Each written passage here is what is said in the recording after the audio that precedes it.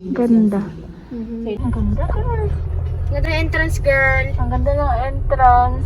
Ito yung gusto ko. Ito guys, yung dream wedding ko. Napawaw na agad. Much better. Much better. Tingnan mo. Wow! Parang sa Ibigan, ano? Ang ganda. Ito yung mga pinakamagandang pinuntahan namin ngayon.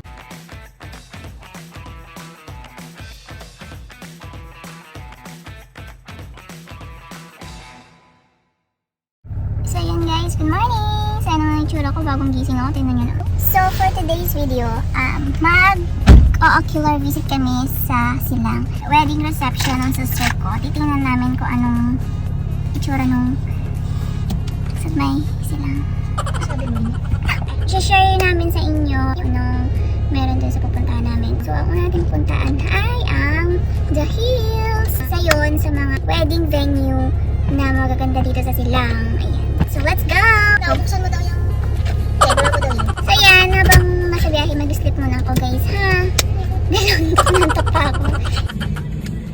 The hills. Literal na paakyat. The hills talaga.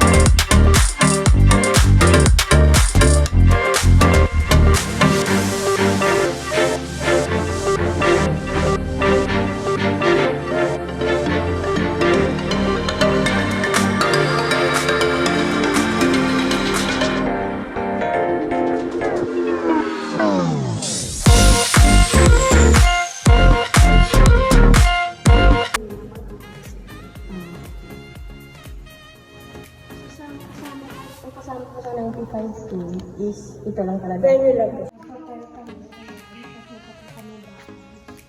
Ilan po yung rooms mo? 12 rooms siya lahat. 12 rooms.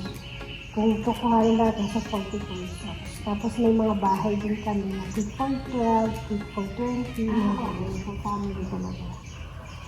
Tatlo po yung bahay na good for 12. Yung pinakamalaki good for 20. 20 na isa. So ayan, ayun ang nakuha namin. Ayun ang nakuha namin information kay The Hills kasi close daw yung facilities nila for viewing. So yung pinakita lang niya is yung sa reception lang talaga. Para sa akin, parang malungkot siya, no? Para sa akin, malungkot siyang tingnan. Ambience niya, tsaka wala sa akin parang wow factor. So, makikita natin kung hindi naman ikaw ikakasal. Pili? Kung ba ikakasal? Para lang sa akin, opinion ko lang. Bigay lang tayong opinion para sa mga taong na nagpa-plan magpakasal. So, ayan. Pero ang advantage talaga ni The Hills is sobrang lapit niya kay Antonia de Padua Church. Kung doon kayo ikakasal, ayun yung advantage niya. Pero malaki yung ano niya, no space. Oh, malaki. Tsaka ano, talagang solo nyo. Pag yung wedding niyo talaga, masasolo nyo kasi kayo lang talaga yung ayun. Solemn siya, solemn. Tapos yung hotel, parang family nyo lang din nandoon. Kayo lang din magkikita. Pero kung venue pa lang, 95. Ay, kasi nga malaki. Maganda yung pag naayusan kasi sobrang laki niya. Tsaka, wala ka ibang makikitang tao, kayo lang. O siguro yun kasi dahil hindi natin nakita yung ibang facilities nila. So, next stop namin is the Farm Hills. So, everyone, magkaiba po si the Farm Hills sa Farm Hills. Mga malito kayo. Meters. At the roundabout, take the first exit. Maganda dito, oh. Ganda, oh. Pwede ka dyan pwede mo mag-photoshoot. Photoshoot. So, ayan. Nagpictorial muna kami, guys. Kasi ang ganda ng view niya. Ang ganda ng... Papakita ko sa inyo yung picture dyan. Ang ganda, girl. Ganda entrance, girl. Ang ganda ng entrance. Napawaw na agad. So, alam mo na. Meron ng isang... Much better. I like it. So, ito yung parking nila. Walang tao. Siyempre, kami lang siguro siguro yung mag-visit. Park muna kami. Wow! May pool. Ganda. Maganda dito mag-photoshoot ng mga bridesmaid. Tsaka groom na. So, ang ganda dito guys. Meron silang sa baba pa. Maganda dito mag-photoshoot.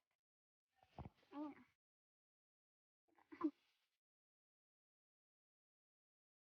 Here, pwede po natin gawin dito yung ceremony or in your case po, pwede po natin yung gawin cocktail area po natin. Okay. So ma'am, well, ma'am, included po sa wedding package is the usage of the garden. Take note po, hindi pa po kasama dito yung garden ceremony styling or setup. Pero meron po kaming in-house, you could actually get the setup sa amin. Though, syempre meron lang po yung additional, no? Pero this includes the 100 chairs, may carpet, may string lights na po yun, backdrop. Kasama na lahat, like pati mga flowers sa atin. Nakakapag-cocktail po dito is mga wedding nila is around 4 sa church. Kasi baka pag 2 p.m. pumunta dito yung mga ng 3 or 4, masyado pa rin pong mainit. So, sa 150 maluwag ng maluwag po siya. So, okay guys. So, here, in this area po, ito yung reception area natin. No? So, this includes 6 units ng air condition unit, 6 units of air condition unit, hanging door with the side and chandeliers included, pati po yung string lights na yan. Wala na pong additional po yan. If you're gonna see here, meron po parang stage, yung designs, backdrop, included na rin po sa wedding package po yun. So, this includes the flowers also. Now, makikita niyo po, ma'am, may mga sound system and lights po tayo included. So, kasama na rin po yun sa wedding package po ninyo. Ma'am, take note lang po, it's not basic lights and sounds, but professional lights and sounds. So, meaning, if may bag po tayo, wala tayong magiging problem. So, yung lights po natin, full glass po yan. In this area naman po, nandiyan po natin set up yung buffet po natin if ever. So, kasama na rin po yun sa wedding package po natin. And, yung kitchen po natin is located lang po at the back of the pavilion. So, expect your food to be served really fresh and warm. First area po, it's for 5 hours. Ayan po. So, the reception usually lasts 2 to 2.5 hours. The remainder of the time, pwede niyo po gamitin yung to mingle with your friends and relatives. No? We're actually renting the whole place for the whole day. As in, like, whole day. 1 event per day lang po tayo. If you're gonna ask me, ayaw na rin po pa-change kasi may nagpa-ceiling treatment maliban sa may binayaran silang mahal. Pag nakababa kasi, masyadong mababa yung ceiling eh. At isa ano medyo mataas na konti. Ano yung like nito? Ibang color. Oo. Pero ma'am, if ever pag inilawan niya na lights and sounds, nag-iiba talaga yung mood niyan eh. Kaya that's the reason why it's white, para madali siyang palitan ng mood. Okay. Okay po? Sige po. Ay ma'am, ito po pala. Sa professional lights and sounds, included po yung projector po natin ng 9x12. So, ang baba po niyan. Sobrang laki po niyan. Parang karin tayo ng 9x12. Projector. Okay, sige po. Let's proceed. It's two connecting rooms. You have the bridal room and then you have the lobby po, no? So, kasya naman dyan, hair makeup, photo, video team, bridesmaid, makeup, ornamental na for maybe mother of both sides. Tapos, 2 separate aircon and 2 separate comfort room naman po yan. So, dyan po kayo aayusan. So, it's open from 6 a.m. to 11 p.m. So, just imagine, di na po kayo magbubook ng hotel for your preparation. No? Especially kay ma'am, hindi na po siya. So, sige po, pwede naman po tayo sumilip. Pero hindi po tayo pwede pumasok. Parang safe. Isa lang. For the bride lang. For the bride lang. Pwede ka ano? Mother of the bride. Sige po. Ayan po. So, ma'am, left side po, left side, infinity pool, you could actually go for a swim maybe a day before, the following morning, or pwede nyo rin po siyang gamitin for a photo shoot. So, ayan po. Yung 2 free rooms na included rin sa wedding package po ninyo. So, this one's good for 4 packs. Pwede nyo po siyang gamitin. And then this one, ito po yung honeymoon suite po for the couple. So, both rooms po, check-in time is 2 p.m. on your wedding day. Check-out will be the following day at 12 noon. So, we're not just giving you 1 room, pero 3 rooms yan in total. Take note lang po, yung bridal house, hindi po siya pwedeng tulugan. Right? Kasi baka yung wedding kinabukasan, gagamitin. So, again, ito po, hindi po siya pwedeng gamitin ang day before. Now, I know you guys, alam ko po yung isip po ninyo. So, what if I have friends or relatives coming from abroad, up north, down south? Pwede naman po tayo mag-book ng room here. Follow me. Everyone. Okay, so nandito po tayo ngayon sa bed and breakfast po natin. So, we have rooms for family, we have rooms for couple, we have rooms for 4 packs. So, iba-iba po yung number of packs po niyan. We have a total of 18 rooms. Ito po nandito is around 10 rooms po yan. So, sige po, pwede po na. Yes, may loft po siya. That's the family room. So, marami.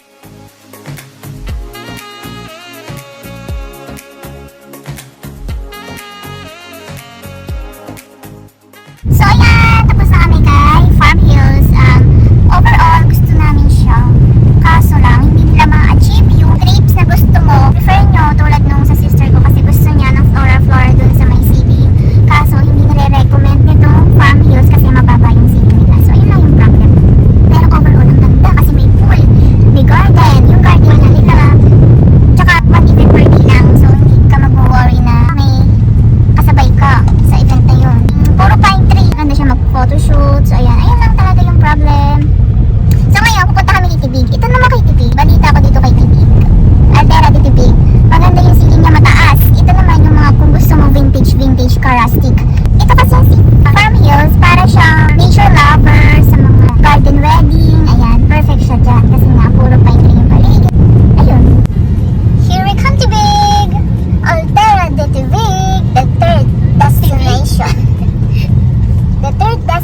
celebration, the wedding venue in Cavite, here at the Tibig.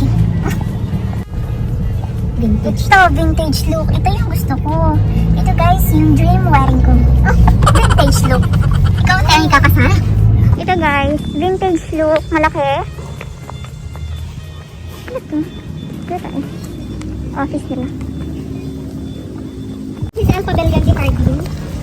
Ito yung super area nila. Meron po silang garden. Pero under construction yan for improvement po. So, expect namin matapos siya ng October. Yun na, mataas yung ceiling nila. Ayan, yan, maganda. Puna yan, kasama na siya. Vintage setup of flowers sa side and sa front. Ayun ang gusto niya eh, mataas yung ceiling para sa ano? Ceiling treatment. Opo. Ceiling treatment, yes. Actually, yan po, kakakabit lang namin ulit kasi nilinis. Ganda. So, inaayos pa lang siya ngayon. Pero, pwede po silang mag-add. Kung may very light ceiling treatment lang naman po, pwede silang magsabit sa chandeliers. Pwede po sa mga bakal namin sa side. Pero kung medyo heavy, we suggest po na maglagay sila ng trusses nila. Pero yun po ay kailangan nila ng sarili nilang stylist. So, nagbigay rin po ako ng contact para mag-contact nila. So, ito daw yung parking area nila, guys. Alam mo, gusto ko dito. Gusto ko dito ikasal. This is look. Tapos under renovation daw tong garden nila.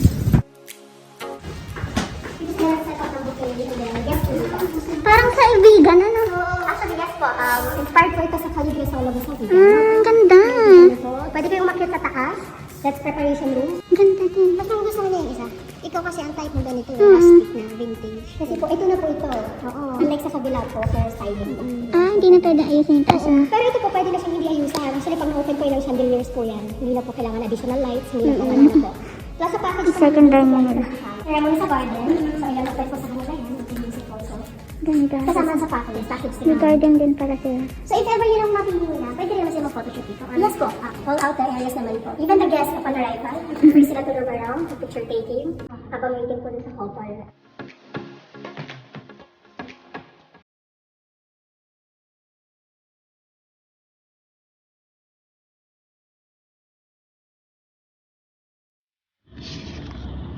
So ang ano na lang dito is yung... Ang ganda sa gabi, oh. Na? Maliwanag. Wala pa po dyan yung aming Plaza Guevara. Actually, kasama lang po talaga sa amin, yung accommodations, venue, and light and sound.